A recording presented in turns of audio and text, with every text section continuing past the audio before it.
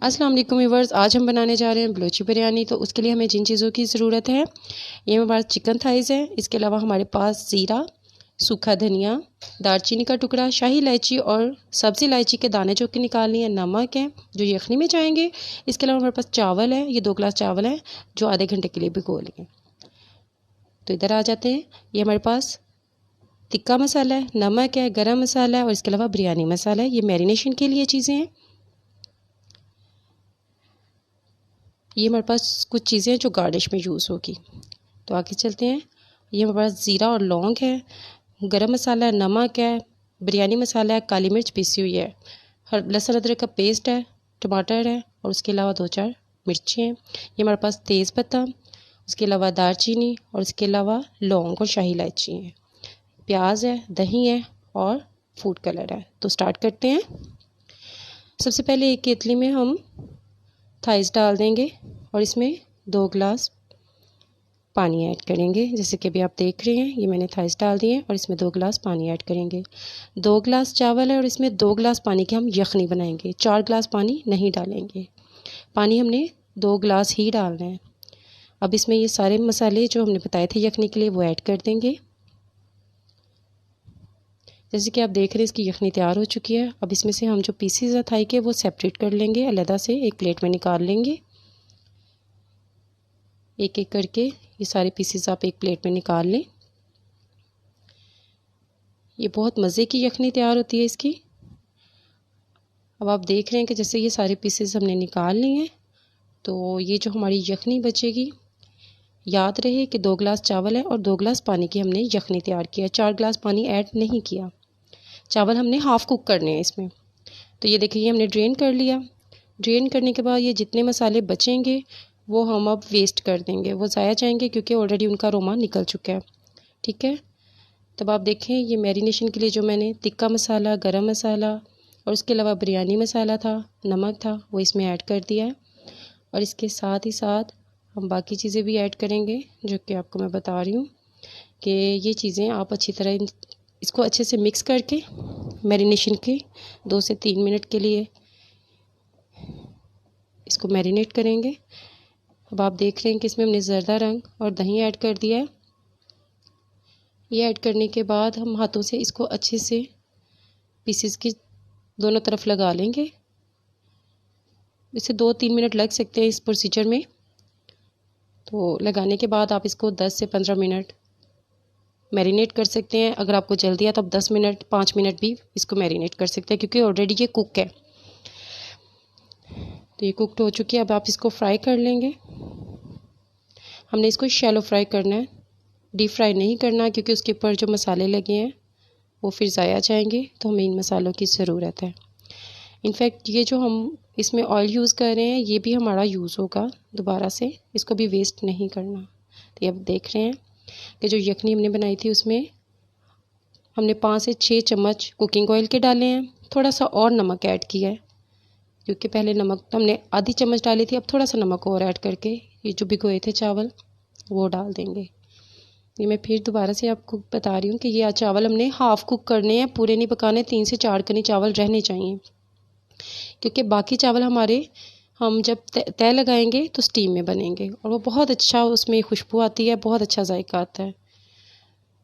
تو جیسے کہ آپ دیکھ رہے ہیں کہ یہ پیسز فرائی کر لیے ہیں، اس میں آپ کٹس بھی لگا سکتے ہیں، آپ کی اپنی چوائس ہے، لیکن میں نے اس کو پہلے یخنی میں بنایا ہے، اب اس کو فرائی کیا ہے تو یہ بہت اچھے سے کوک ہو چکا ہے چکن۔ اب آپ یہ چاول دیکھیں، بالکل کھلا کھلا چاول ہے، جڑے نہیں ہیں بالکل آپس میں، لیکن یہ کہ یہ ہاف کوک ہیں، فل کوک نہیں کی ہے۔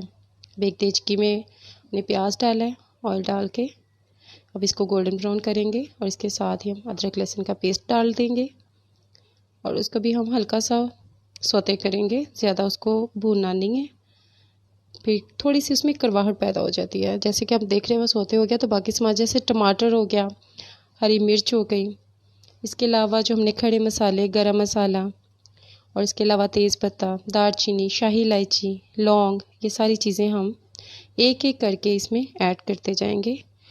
اس کے علاوہ یہ بریانی مسالہ ہے، زیرہ ہے، سرخ مرچ ہے، نمک ہے، گرم مسالہ ہے، یہ چیزیں ہم ایڈ کریں گے۔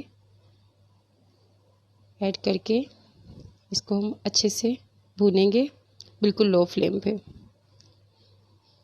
نمک آپ اپنی مرضی کے مطابق اس میں ایڈ کر سکتے ہیں، اور سپائسیز بھی لائک مرچیں، جیسے مرچیں ہوں گی کچھ لوگ زیادہ کھاتے ہیں کچھ کم۔ اب اس میں دہی ایڈ کریں گے، دہی ایڈ کر کے اس کو بھون لیں گے مسالے کو۔ مسالہ ہم نے اسی شیپ میں رکھنا ہے کیونکہ بریانی میں میش ہوا مسالہ، مکس ہوا مسالہ اچھا نہیں لگتا، مسالے کھڑے ہی اچھے لگتے ہیں کہ اس میں نظر آنے چاہیے کہ آپ کے کیا کیا مسالے ایڈ کیے ہیں۔ تو اب اس میں تھائی کے جو چکن تھائی ہم نے فرائی کی تھی ایک ایک پیس بچھا دیں گے جیسے کہ آپ دیکھ رہے ہیں۔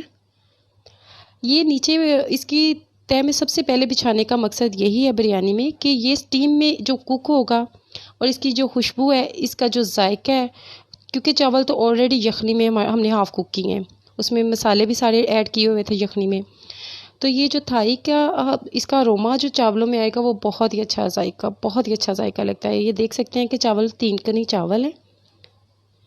اب اس کو ہم پوری لیئر بچھا دیں گے۔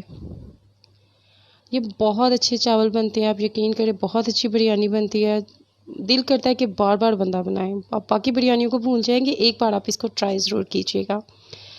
یہ میری سیکنڈ ریسیپی ہے۔ اگر کسی قسم کی پکچر کوالٹی، ایڈیٹنگ یا کسی قسم کی بھی آپ کو لگے تو پلیز اوائڈ کیجیے گا۔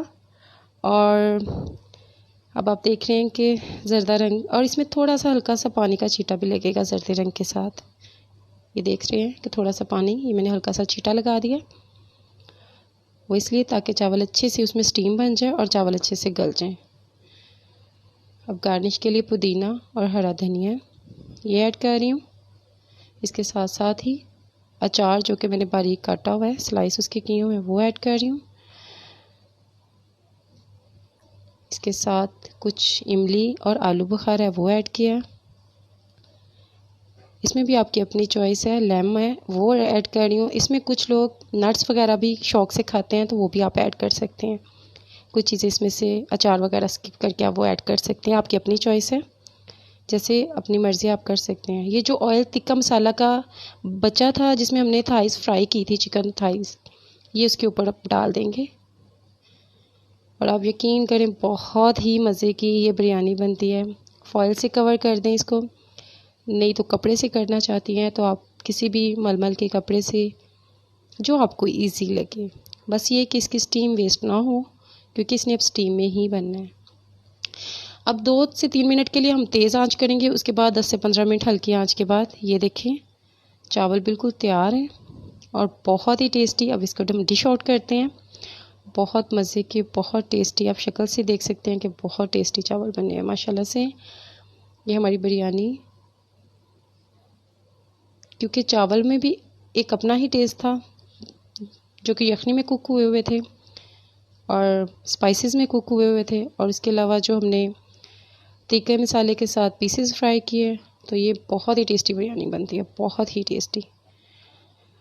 تو ناظرین، آپ اس کے علاوہ میرا جو بھی آپ نے مجھے کمنٹس وغیرہ کرنے ہوں وہ کمنٹس باکس میں آپ کر سکتے ہیں، مجھے سجیشن دے سکتے ہیں۔ اس کے علاوہ آپ میرا پیج فالو کر سکتے ہیں انسٹاگرام پہ۔ تو دعاؤں میں یاد رکھیے گا۔ اللہ تعالیٰ آپ کو ڈھیروں خوشیاں دیں، سب کی مشکلیں آسان کریں، اور اس کو لائک کیجئے، سبسکرائب کریں، شیئر کریں اپنے دوستوں کے ساتھ، اور اپنی دعاؤں میں یاد رکھیے گا۔ اللہ حافظ، ٹیک کیئر، اللہ حافظ۔